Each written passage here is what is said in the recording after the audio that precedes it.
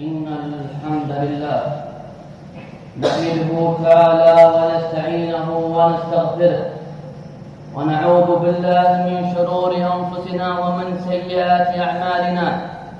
من يهده الله فلا مضل له ومن يضلل فلا هادي له، وأشهد أن لا إله إلا الله وحده لا شريك له، وأشهد أن محمدًا عبده ورسوله بلغ الرسالة وأدى الأمانة ونصح للأمة وكشف الله به الغمة وجاهد في الله حق جهاده حتى أتاه الله اليقين.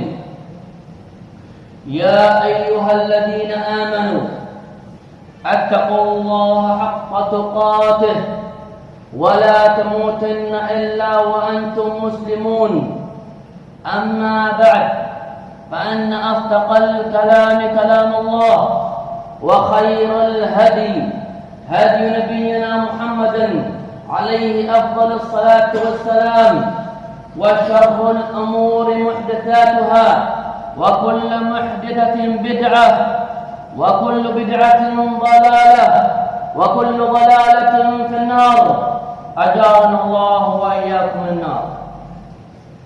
عباد الله، أوصيكم ونفسي بتقوى الله، فإنها وصية الله للأولين والآخرين، فإنها خير زاد ليوم المعاد. أخوة الإيمان والإسلام، خطبتنا في هذه الجمعة عن عبادة عظيمة وطاعة جليلة قبل عنها كثير من الناس، فأصابهم الله بالوساوس. هذه العبادة عبادة ذكر الله جل وعلا. ذكر الله طريق السعادة وعنوان القيادة ومنشور الولاية، والفارقة بين المؤمنين وبين المنافقين الذين لا يذكرون الله إلا قليلا.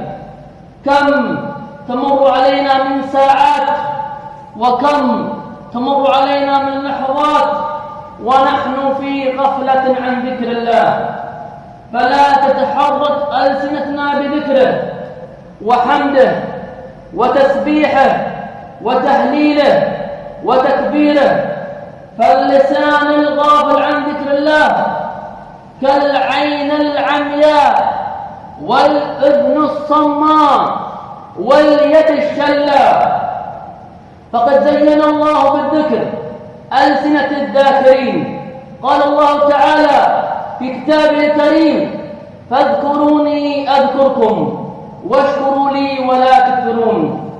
ذكر الله هو طريق الهداية والرحمة، فمن أراد القربة من الله فليكن لسانه لاهجا بذكر الله. فقد كان من دعاء النبي عليه أفضل الصلاة والسلام: اللهم إني على ذكرك وشكرك وحسن عبادتك.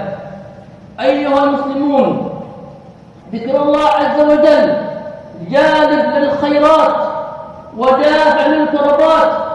قال الله تعالى: فقلت استغفروا ربكم إنه كان غفارا يرسل السماء عليكم مدرارا ويمددكم بأموال وبنين ويجعل لكم جنات ويجعل لكم أنهارا ما لكم لا ترجون لله وقارا. وقال سبحانه وتعالى: فنادى في الظلمات أن لا إله إلا أنت سبحانك إني كنت من الظالمين. وقال جل وعلا: فلولا إن كان من المسبحين للبث في بطنه إلى يوم يبعثون.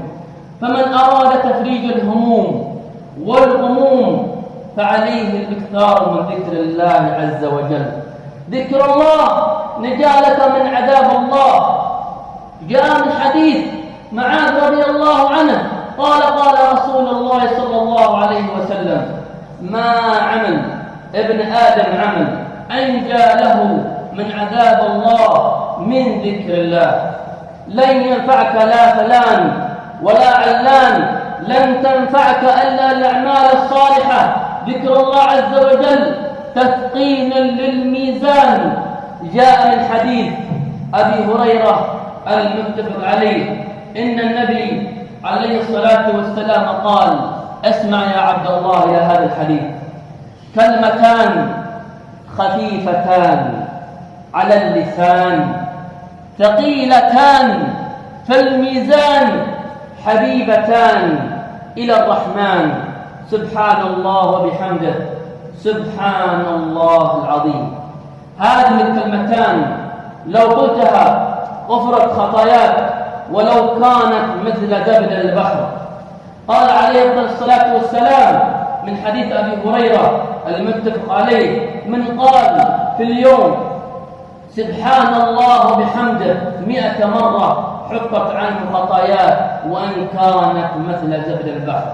انظروا إلى حالنا كيف صرنا نضيع أوقاتنا في مجالس القيل والقال ومشاهدة وسائل التواصل الاجتماعي وغيرها. وإذا سألت أحدهم وقلت له: متى آخر مرة قرأت القرآن؟ يقول لك: في رمضان.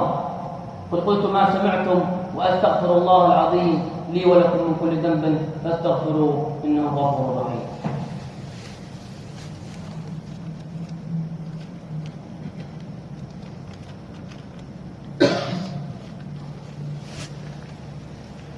الحمد لله العظيم في قدره، العزيز في قهره، العليم بحال عبده سره وجهره، وأشهد أن لا إله إلا الله وحده لا شريك له. نؤمن بقضاء كله، خيره وشره، وحلوه ومره، وأشهد أن نبينا محمدا عبده ورسوله جاهد في الله حق جهاده طول عمره. معاشر المسلمين، ذكر الله أفضل الأقوال وأزكى الأعمال عن الله عز وجل. جاء من حديث أبي الدرداء عن أحمد والترمذي وغيرهما قال: قال رسول الله صلى الله عليه وسلم: ألا أخبركم بخير أعمالكم وأزكاها عند مليككم وأرفعها في درجاتكم وخير لكم من إنفاق الذهب والورق، خير لكم من إنفاق الذهب والفضة التي يحرص عليها الناس على اقتنائها وعلى حبسها، وخير لكم أن تلقوا عدوكم فتضربوا أعناقهم ويضربوا أعناقكم.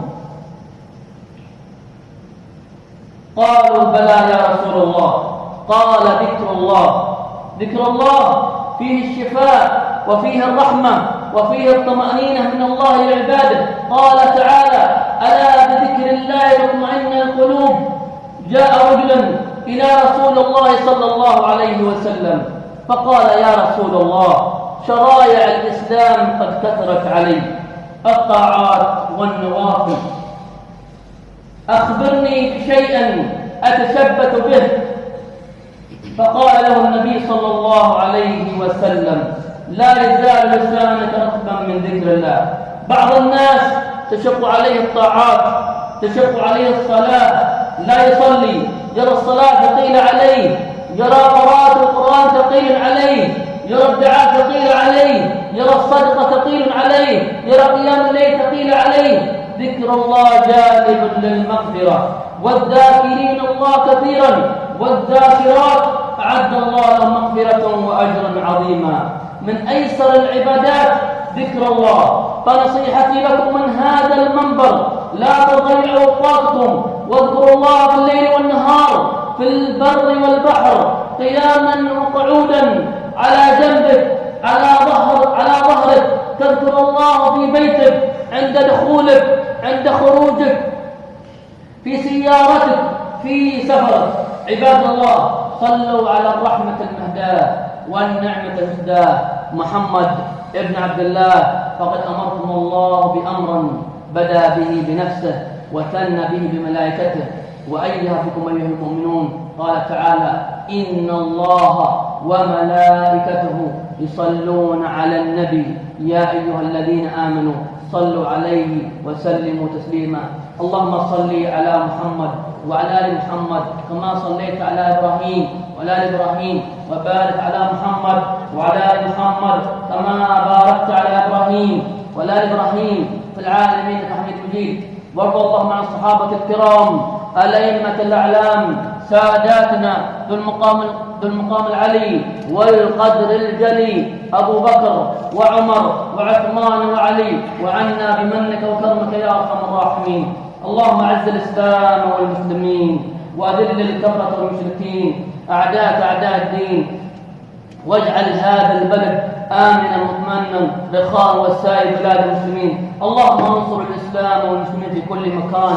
اللهم انصر إخواننا في فلسطين. اللهم اجعل لهم من كل ضيق مخرجا ومن كل هم فرجا وبعد عسر يسرا. اللهم عليك بالصهاينة المعتدين، شتت شملهم وفرق جمعهم وخالف بينهم واجعل الدائرة عليهم يا قوي يا متين. اللهم لا تجعل لهم في الأرض راية